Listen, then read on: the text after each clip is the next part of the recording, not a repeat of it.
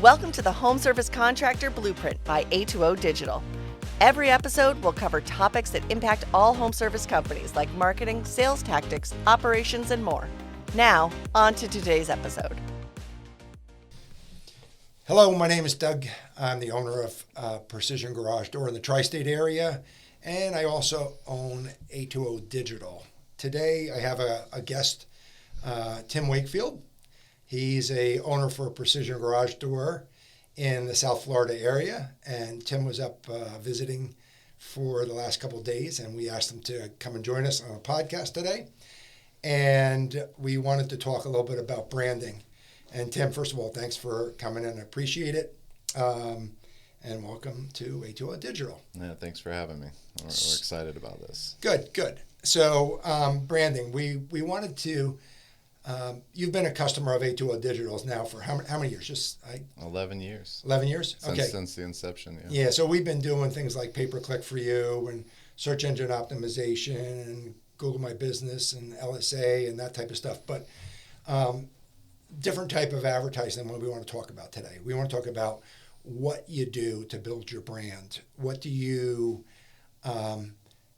do to make it so that people maybe can reduce the cost of your PPC because they're calling and they're looking specifically for you, Precision Garage Door, obviously. So tell me a little bit about like the importance of this to you. So I think it's paramount. It depends again on where you are in your business. You know, branding may not be as important off the start. I don't want to say important, but feasible. When you're just trying to get the phone to ring and you're just trying to get your trucks out there and build a staff, you don't really have the revenue or the extra money to spend in branding. But as soon as you are able to get to that point, which I feel like we're trying to launch that campaign in the past year or so to really start branding and to get it to where it's something you said the other day where they start Googling Precision Garage Door instead of Garage Door and Repair Near Me. You know, you want to be, when you think of garage doors, you want precision top of mind. Yeah, and I agree with you. When you're starting out, you only got so many dollars to spend. Yeah. And you got to put them into things that deliver instantaneous result for you.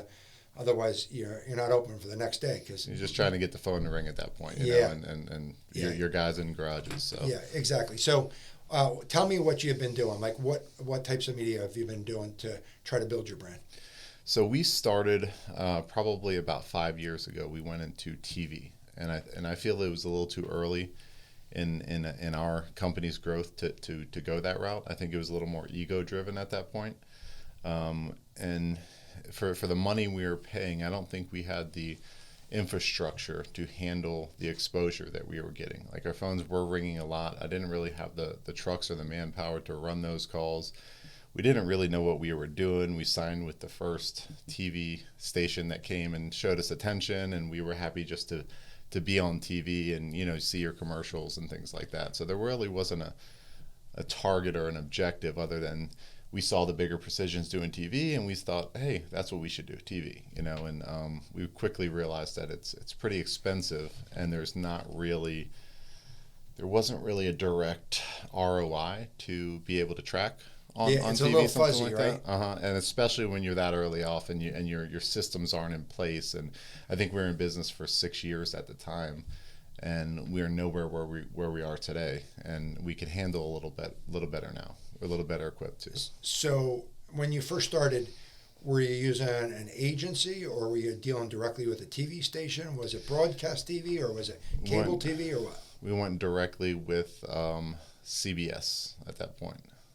Channel 12 it was. Okay, and they helped develop the commercials for you? Yeah, we came out and I was the actor. I wore one of my guys. I remember they make fun of it. Hi, my name is Jeff. It was one of our techs at the time, Jeff's pinstripe. So went and did a quick commercial for that, and we ran it. I think we were doing bookends at the time, which is like the 15 seconds before and 15 seconds after. And they actually let you be the actor with that kind of mug like that? Yeah, I don't know. I think that they use a lot of creative editing in that, but to try to make me look good. But so how long did you run it to start with? Like how when you long started ago? with CBS, did you a month, I year? think we How- let it go for probably 6 to 8 months. and you weren't able to tell a difference of any type. So you abandoned it and now you want to come back to it, and you started coming back to it recently. Yeah, so we just and when I say we, it was my business partner at the time, Jim Magani, and myself, and I was more operational at the time, and Jim was more in the advertising aspect of it. So we had almost a full schedule to begin with, right? And I don't know if we didn't really understand what it takes to grow the business and how much foresight you have to have with your technicians and having availability, schedule availability, and trucks available, and people available behind that to handle the influx that you get when you open a TV campaign or something. So it wasn't really that measurable to us because we already had a nearly full schedule turned on TV. Then our schedule was full. We were booking days out. And that's counterproductive because our business model is to be there first and have availability on the schedule, get there right away and help the customers. And we weren't able to do that. So I feel like we were wasting a lot of money and actually making customers upset that we were having to book these new jobs 3 and 4 days out. I think that's a quality problem, but that means you need more employees, more techs or whatever, right? Yeah. So. And I definitely agree. And I think that had we had the foresight to really ramp up and prepare for the TV when we had turned that switch on, I think we'd have been in a better position. We would have probably grown a lot faster, but we really didn't really know what we were doing. Okay, so today you're not using CBS anymore, or are you? No, we haven't used TV at all. Right now, our branding, we do iHeartMedia, we do radio. We are doing billboards. I just started billboards this last year, and we're doing obviously ASO, print magazine. We're doing the home mag and things like that, Valpak and things along those lines. Okay, so you're not back in TV, you're radio and billboards for your branding now. Correct. And how long have you been running them now? So billboards has been a year. Radio we've been into for about 5 years. Are you buying your billboards on a contract basis, or are you buying remnant? Are you familiar with that term? I am. Okay. So the first billboard that I launched, we put in a very specific location. It was right by the office of our lead competitor, and we kind of did that on. There's a little ego twist to that as well. Yeah. So we ran that for I think about 6 months, but with the plan that I was going to go to a remnant after that. So right now I have 3 rotating billboards on the remnant program that seem to be doing pretty well. We get a lot of feedback from customers and friends of ours and technicians that reach out and say, hey, I seen your billboard, they send you screenshots and so on and so forth. So it seems to be working so far. Okay. And maybe I missed that.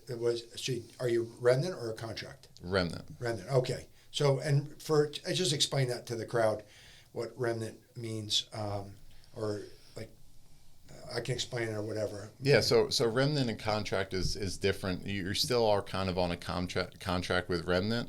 You have to pay them to develop your prints. So they'll take your however many billboards you want to do. So we chose 3. And then they look for availability where billboards are not booked, and they'll rotate you out at a lower rate. So if somebody wants a prominent billboard, they may book it for a 6-month period for a home show coming to town or something like that. But the rest of the 6 months, it's not booked out. So you'll get a very discounted rate by putting your billboard there. It may be there for a month. It could be there for 3 months or whatever the availability is. And they'll rotate you on that basis. Yeah, I've heard about that. I don't use billboard myself in the New York metro area, but I heard that's if you buy it that way, you can stretch that dollar a little further and get more for your money at least. It seems like it. It's almost probably about 33 to 40% of the cost of a billboard to do it in the remnant style. So in an ideal situation, you can have just about 3 billboards up for the price of 1. Good. Tell me a little bit about the radio. So the radio, we started small with that, with a station that we listened to on the way in a morning show. Developed a relationship with the radio station people and iHeartMedia, and then they would make suggestions over time of how to spread out and how to hit different demographics and target different audiences. So I think we're currently on 4 different stations right now, and it's going pretty well. We get a lot of customers say to us that they heard us on the Mo and Sally show or one of the other radio shows. Are you telling stories on the radio? Are you familiar with what I'm saying there? Telling stories, like, so I've looked at radio in my market, Okay. and having, trying to build your brand around, I'll say, a storyline, like, what do you stand for, and make additional radio things continuing your story. Have you ever heard about this before? I'm vaguely familiar with it, but I'd like to hear more. Yeah, so it's something I haven't done myself, but I did look into radio. There's a company called the Wizard of Ads, Clever name. and they recommend radio, and they have you build your brand around a storyline of some type, and they help you actually develop your storyline, so that people that are in drive time radio hear your radio commercial, you're serving that up during drive times, but it's in a storyline where they keep learning more about you, and the story kind of continues about your company. And it's expensive to contract them. I know that they're not cheap, but I have heard they get some very interesting results from it, and they actually tie themselves to some of your revenue. And I didn't actually move forward with it, and I was asking because I don't know what you're doing on radio. Is it just like spots and you just run the same spot over and over again, and a repetition type thing? Because they don't. They're changing your story. You might run a commercial on radio for a week or maybe 2 weeks at most, and then there's kind of the next chapter of that story, and it's to build your brand. Okay. And that's why I was asking if you've experienced that or have ever looked at it. We have not. We try to keep our content fresh, so they are cutting new commercials probably several times a month. Okay, so 2 to 3 times a month, we're changing it up. But yeah, it's not a story. And what's your theme that you're trying to portray yourself as through your radio? Is it a trust theme about you can trust us, or absolutely expertise? Or? Trust is in there, expertise, availability. Quality parts, things like that. So tell me a little bit about how do you track your results? So you're doing billboard, you're doing radio. Is it a feeling? Do you feel like you're doing better? How do you track the results that you're getting from it? It's a great question, and I don't know that there is a magic formula to be able to directly track things like that. I guess you would have to look into customer feedback. We try to ask, where did you hear from us, to try to see where that's coming from, and I guess you track overall growth to determine whether the branding's getting out there and it's working. And have you you've been doing billboard for a year? You said, I didn't hear how long the radio's been going. Have you been feeling that growth? The radio's about 5 years. I could say that we've stuck with it, and it fits in our budget as far as advertising, and from the feedback we get the customers, the growth we've experienced, I could say that it's working. Do you have like in your budget, do you say I'm going to put X percent of my revenue towards the radio, or X percent towards billboard? How do you decide what that budget's going to be? So we want to keep, I've always been told, and talking to a lot smarter people than myself who've run these precision businesses, that I should be keeping my advertising budget between 10 and 12%. And total advertising, and as low as 8% sometimes. And I've heard stories of some of the guys, I think the Kales, for example, had a really low spend on advertising. In my market, I feel like doing around 10-12% has been pretty effective and successful for us. So I think that my Google budget, my pay-per-click budget, dictates how much money I have to spend on other things.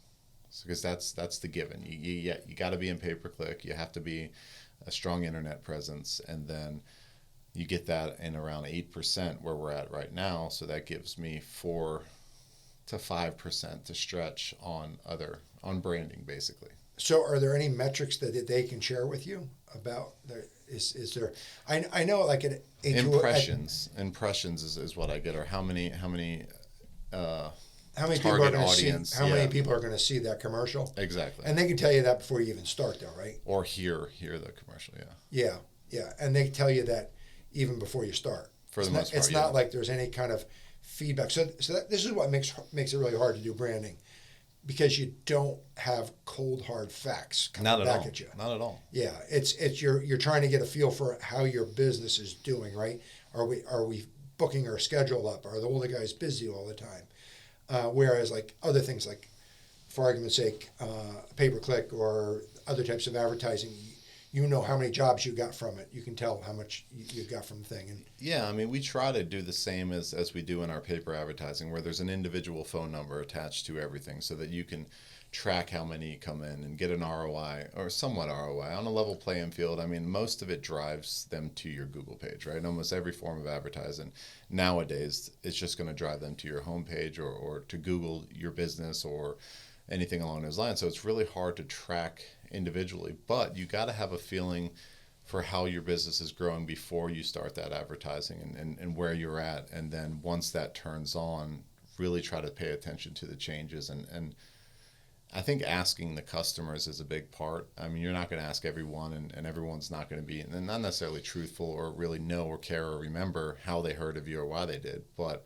you can get a general sense, I think, by listening to your customers or your clients. And do your technicians tell you that the customer said, "Hey, I heard your radio commercial"? Yeah. We ask that a lot. We do Wednesday meetings, and we try to find out, especially when it's new. When I tried billboard, it's like, hey, do you guys see the billboard? Do you hear it from your friends? Do you hear it from customers? How effective is it? Yeah, I got you. I think one of the hard parts for me as an owner is trying to put a number on like your spend and put a number on like the result that you're getting. And it's hard as a business owner to spend something when you don't know what it's doing. That's my frustration. I'm working a branding campaign myself right now using social media. Okay. I look at the world right now in the New York metropolitan area. TV, radio, billboards are extremely expensive in my market area. Mm-hmm. And to me, the eyeballs of the world are right. Hold on one second. I have to just check my social media. Hold on. Right. I mean, that's where the eyeballs are. Fair enough. Yeah. Right. That's where people are going. They're looking at this. Of course, they see billboards. Of course, they hear the radio. Of course, the TV's out there. But this is where the obsession is of the world. And can I get this media like at a better price? And I'm not trying to say what you're doing is right, wrong. Or, I'm not an expert at that branding on radio or whatever. I've heard great things. And I would like to go on record that I am not an expert in any way, shape, or form as well. So. Yeah. And we're talking today because we're all trying to figure this out. We're all trying to figure out, how do we brand ourselves? How do we... I look at it like this. And here's a question for you. Do you ever look and see how much your branded search is on BBC? Are more people typing in precision garage door instead of garage door repair or garage door openers or a new garage door? Do you ever check to see whether that's going up or down? That's a great question, and it's something that part of this seminar that I came here for this week, something that I'm going to look into when I get back. And I think that would be a good metric to be able to determine if branding is going up or not. You know, if some of your campaigns are successful, that branded search. I never really thought of it like that, and it was something, a part of the seminar that you had said, and it's in my notes here to bring back with me. Yeah, if you can look at what you did before you started something and then see where you're at today, that will probably give you an indication, because that's what we're trying to do. I probably, as a matter of fact, don't have to go too far to find out the results of that. Yeah. You know, it's almost like on the same floor that we're at, that I could probably find that out. So yeah. But it'd be interesting to find out for sure. Yeah, I think that is an indication of people are looking for your brand rather than looking for Yeah. a generic search. Mm-hmm. If we can increase that, the clicks obviously on the name Precision are a lot cheaper than when they're searching garage door repair, right? Precision garage door is a much cheaper click. Yeah. And, clicks can, I don't know what they are in your market, but clicks can be 50, 100, dollars every time someone clicks on your ad, and it doesn't guarantee you're even getting a telephone call. So if you can figure out how to buy a click at maybe $1 or $5 or $2 or whatever, it's a big difference, right? So it's funny, a quick story about that pay-per-click. I was with a couple of friends a couple weekends back, and we were hanging out, and I was telling them, because they brought it up on their phone, like you're saying, the eyes are there, right? They brought it up, and I said, you see this little box up top here? I was like, anytime you click on that, it's going to charge me, I think at the time it was like $56. And they said, oh, really? And they thought it was hilarious, right? So they're like, are you going to pay the bar tab? And they would hold the phone up and like try to do my pay-per-click, but I don't know. Most people don't know that, though, that those top, even though they say ad, but they don't know that how much money it costs a company just to be in that spot, and for you to click through and may or may not even get a lead out of it, but just for you to click through that right there, it costs, like you were saying, $50, $75, $100. I mean, I remember first starting, it was at like $9, and I thought that was a lot of money, but yeah, it's incredible. Yeah, I don't know if you know what the richest company in the world is, but probably has a Google's in its name, right? Think about it, how much money they make because of their pay-per-click program. It's very expensive, and if we can get that, so they're typing in Precision Garage Door, that's a big win for us, big win for you as a business owner, and I guess that's exactly what you're trying to do. They still got to reach out to you. They may not remember your number from the billboard, but if they can remember your name and they type in Precision, it's a big win for you. Yeah, and it's I guess what it takes to be a Precision or a successful business, to have a pay-per-click campaign that costs $56, $75, is we're willing to put together all these trained employees and do everything that we do and market so that we can deliver this exceptional experience, and then for customers to not understand the difference between us and somebody who doesn't do all those things. It's kind of not fair to a certain extent, and I think branding and awareness and all those things lead to customers understanding who you are and what you represent. What else do you do, Tim? What other things do you involved in? Any other branding type campaigns for Little Leagues or anything like that? So yeah, we had in the past 3 years, we had a company goal is to get better and not bigger. We haven't focused on growth whatsoever. So branding, other than the radio that we are already doing, we weren't concentrating on it. We wanted to have better employees, better systems in place, make sure that we had everybody trained and ready to go, to focus on 2023, 2024 to be able to get bigger. And that's when we started the branding. We're going to enter into TV. We've been a part of the Opening Doors campaign, which we give back to veterans. We've given away 2 free garage doors to veterans who couldn't afford it. We sponsor any one of... Explain that a little further. What do you do exactly? So we went out, and it was the first one we did was a helicopter pilot.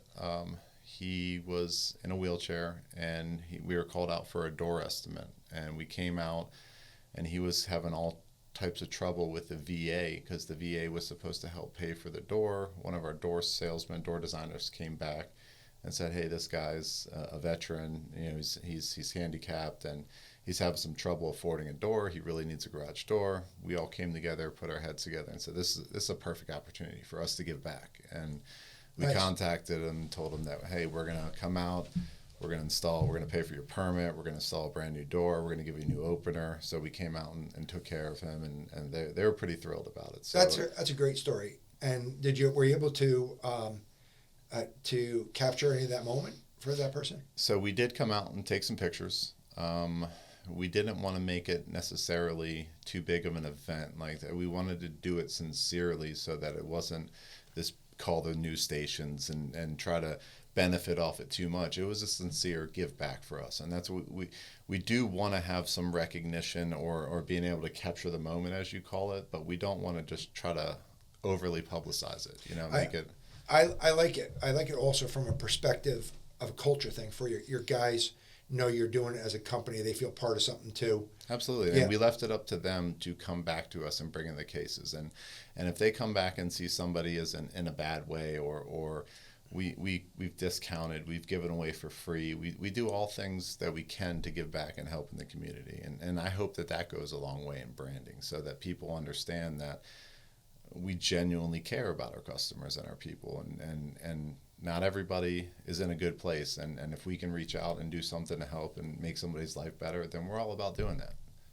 Nice. Anything else that you're doing like that? So any employee of mine who has a kid on a soccer team or their school has sponsorship or anything, if they bring it to us, I'll sponsor it. I sponsor my kids' cheer teams. We do their elementary schools.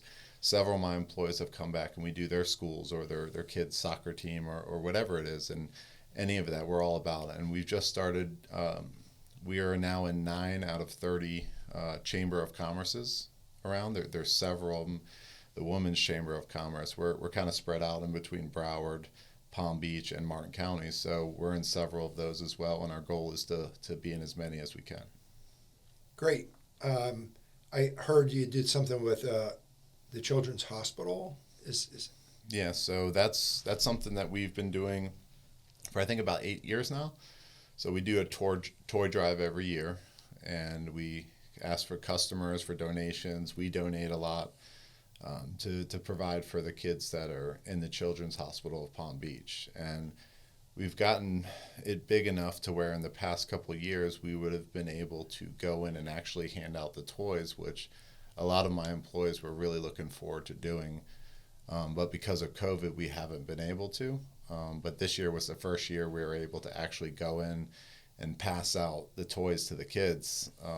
So I let all of my office staff and a couple of the technicians go in and do it. I wasn't a part of that. I'm not a part of it because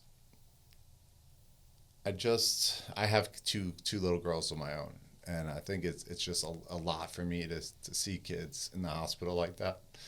I can understand that. Yeah, so I'm glad to help, but it's just a lot for me to be able to see that. But I'm so glad that people were able to come in and do that, and they had a great time with it. So it's a more for us to give back.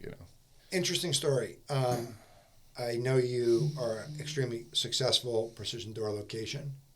I've been friends with you now, I think, for over 10 years. I'm really excited you came in to join us. I'll let you finish up with anything else that you'd like to add that you do, or regarding branding yourself. And is there any final remarks you'd want to? Well, I think this year, one of the markets to the south, Miami, was in TV for a little while, and we found out that the TV was kind of bleeding into my southern market, and it inspired me to, because I saw some success from it. I was hearing that they were seeing his TV commercials and doing that. So Q1 of this year, Q2 of this year, I think we're going to restart that TV campaign for branding purposes and get back out there. I think we have the infrastructure now to be able to handle it. We have this schedule availability, and I just think it's the next step for us. So I look forward to hopefully that taking off and being successful and adding to us and building a better year. Yeah, who's going to do the TV for you? So I think we're going to probably reach out to Focus Media Strategies and see what they can offer us. And we were doing all on our own before. I'd like to talk to people who have been doing it for a while and can kind of steer me in the right direction, maybe. What do you see? What do you see your mix is going to be ultimately if you start doing TV and some of the other things you wanted to do here? What do you think your mix is going to be on spend on what I would say branded campaigns as compared to direct response, like things like pay-per-click and stuff? So I think I have some money to free up with my paper advertising, my print media, things like that. I just see that my ROIs continually get lower on that. I think it's a kind of a dying form of advertising. So I have some money to free up there. I still see my Google spend I'm looking for percentages. Yeah. Are you going to spend 50% of your advertising budget on branding and 50% on direct response? Like, how do you see that working? I probably a 60-40. I'm going to try to be in the 40% on the branding and 60% on direct response. As of now, if the numbers hold true to what we've been doing, and I can allocate the funds to start TV, kind of start, and that feels safer to me. I don't think I can ever go over a 50% on the branding campaign because I still need to directly make the phone ring.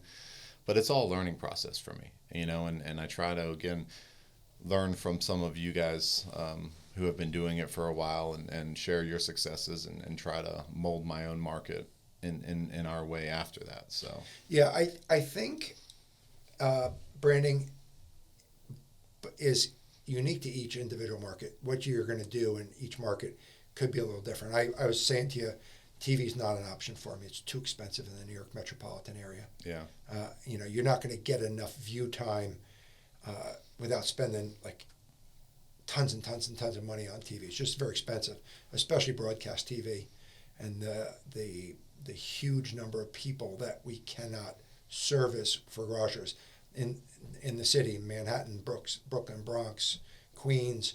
There's such a high concentration of people that it's very expensive, and we don't even service that area, so it makes it impossible for us to do TV. But I know that other precision locations have had great success with it, and I think that it will work well for you if you find the right TV commercials to put together. And yeah, I think it'll definitely be something we're going to have to adjust and work with and figure out what works best. But in South Florida, we have a large retirement community who may be not at their phone like this all the time, who still watch broadcast TV, and especially in the Boca and the Delray areas. And I think a lot of our customer base in those areas would see us on TV, and that may be a good way to reach them. So thank you so much for coming in today. Thanks for having me. We appreciate you taking the time out while you're visiting us today. Yeah. And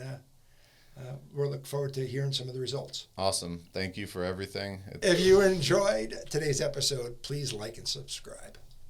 Thanks for listening to the Home Service Contractor Blueprint. Don't forget to leave a review and subscribe so you can stay up to date on home service trends.